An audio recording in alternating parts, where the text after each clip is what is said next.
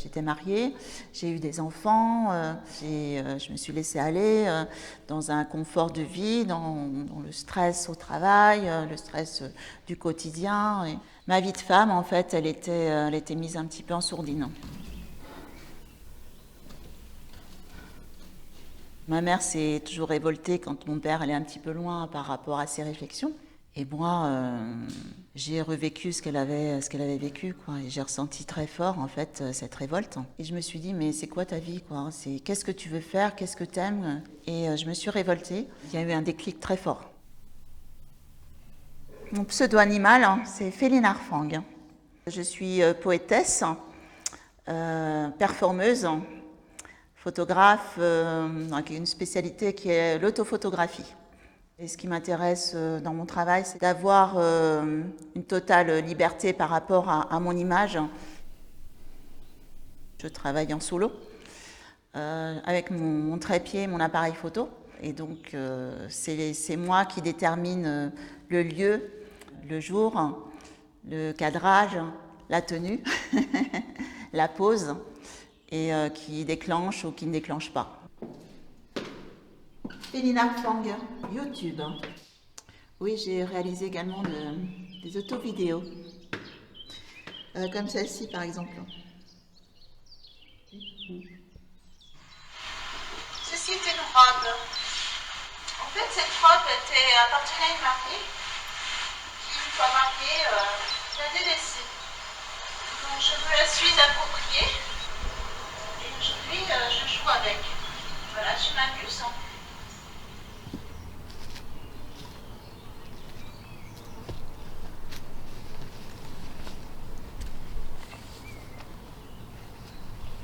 Le phénomène n'est pas hallucinatoire. Si confinée soit-elle, si invisible devrait-elle être, aussi stupéfiante que ce soit, elle s'offre pleinement à la vue, s'impose sans s'exhiber, impériale.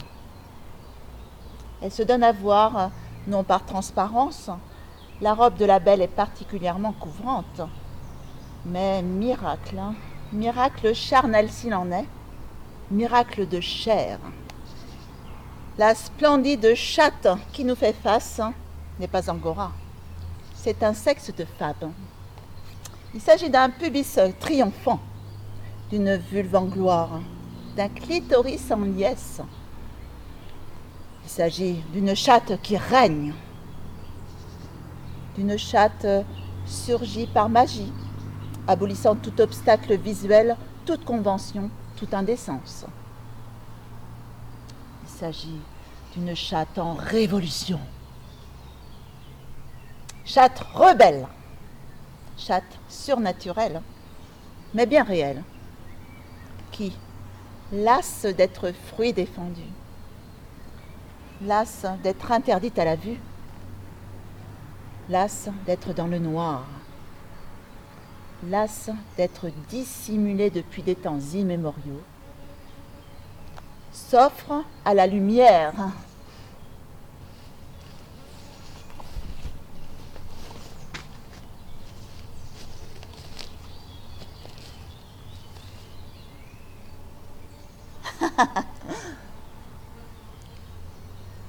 Palpable, a-t-il murmuré en me tordant le bras.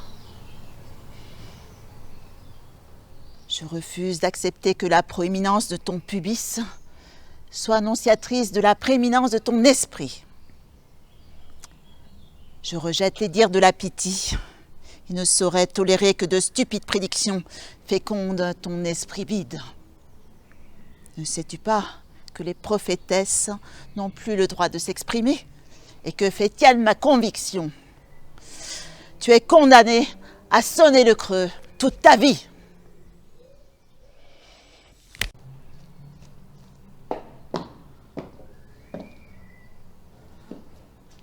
Les us et coutumes, c'est de se consacrer à sa famille et d'attendre que le mari rentre chez lui, se mettre les pieds sous la table et que tout soit prêt. J'étais pas du tout satisfaite de l'évolution de ma vie de femme. Et là, je me suis réveillée, en fait, en 2003. quand je suis venue la première fois donc à Châteaubrun. Et là, tout a changé. J'ai vraiment pris conscience en ce lieu qu'on pouvait exprimer des choses très fortes, hein, que j'avais droit à la parole, que j'avais droit de l'exprimer, cette parole, et qu'une vie d'épouse, de mère, c'était pas une vie de femme, quoi. Et là, donc, j'ai commencé à écrire mon premier roman. Ça n'a pas du tout plu à mon mari. Ça a très vite dégénéré. Et là, j'ai dit, c'est plus possible. S'il n'accepte pas, je veux dire que je prenne du temps pour moi, pour ce que j'aime, hein, donc on se sépare. De grâce, ose les gestes osés. Ose les mots purs et impurs. Mais ne me dis jamais je t'aime.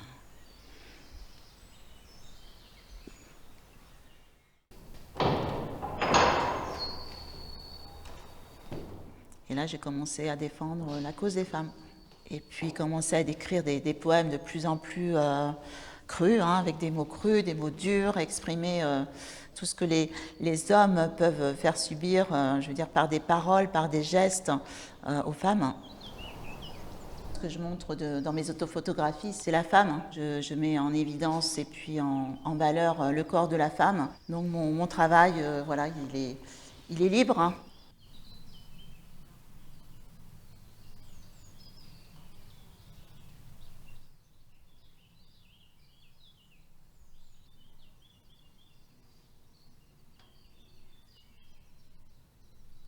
En tant que femme et puis en tant qu'artiste, hein, faut faire ce qu'on a envie de faire. En tant que femme, il faut s'exprimer. Si on a envie de rire, il faut rire.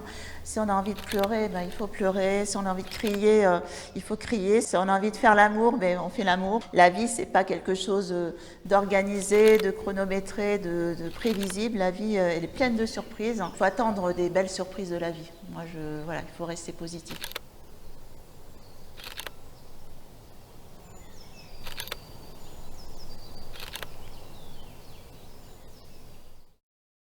Donc, ce que je voulais dire aux jeunes femmes, c'est que ben, faut être soi-même, oser porter le rouge à lèvres qu'on a envie de porter, la tenue qu'on a envie de porter, et on est en droit d'entendre de jolis mots de la part de son petit ami, quoi. Et dire les choses, savoir dire non.